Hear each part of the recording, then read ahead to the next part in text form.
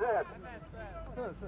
Tényleges sajtó, szólás, lelkiismereti, oktatási és társulási, szervezkedési szabadságot!